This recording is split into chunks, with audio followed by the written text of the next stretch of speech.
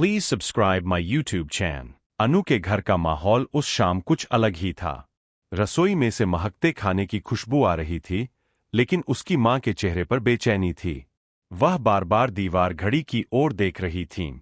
अनु कमरे में अकेली बैठी थी, खिड़की के बाहर खाली खाली आंखों से देखती हुई, जैसे किसी तूफान के आने का इंतजार कर रही हो। अनु, मां ने आवाज लगाई। जी मम्मी। अनु ने धीरे से जवाब दिया, मगर उसके स्वर में उत्साह की कोई झलक नहीं थी। आज आर्य जी डिनर पर आ रहे हैं। सब कुछ ठीक से हो जाना चाहिए। अनु के चेहरे पर अजीब सी घबराहट थी। एक सवाल था उसकी आंखों में, जिसे वह खुद से भी छुपा रही थी। शाम ढलते ही आर्य दरवाजे पर आ चुका था। अनु की मां ने बड़े उत्साह से उसका स्वागत किया। आप तो विपिन से मिल ही चुके हैं ना, आर्य जी? उन्होंने बातों ही बातों में जाल बुनना शुरू कर दिया। आर्य ने सिर हिलाया, लेकिन कुछ कह नहीं पाया।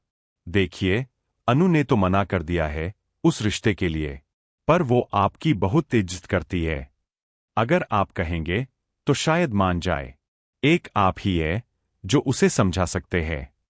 आर्य इस बात को सुनकर चौंक गया।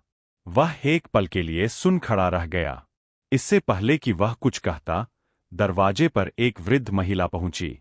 उनके कपड़े पुराने जमाने के थे, हाथ में एक माला और आंखों में रहस्य की चमक। बेटा, उन्होंने अनु की मां से कहा, तुम्हारी बेटी की किस्मत का दरवाजा अब खुलने वाला है। जिसकी उसे तलाश थी, वह अब पास में ही है। शादी की तैयारी कर लो। अनु, जो अब तक चुप थी, एकदम से खड़ी हो गई। क्या मतलब? कौन? वो खुद तुम्हारे पास है। तुम दोनों की जोड़ी ऊपर से बनी है, भविष्यवाणी करने वाली औरत ने कहा। अनु की मां के चेहरे पर एक अजीब सी खुशी थी। उन्हें पूरा यकीन था कि बात विपिन की हो रही है। लेकिन अनु और आर्य दोनों जानते थे, सच्चाई कुछ और थी।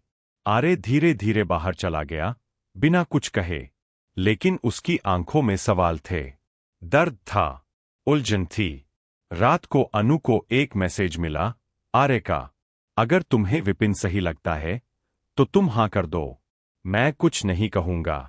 अनु का दिल बैठ गया। उसका पूरा शरीर कांपने लगा।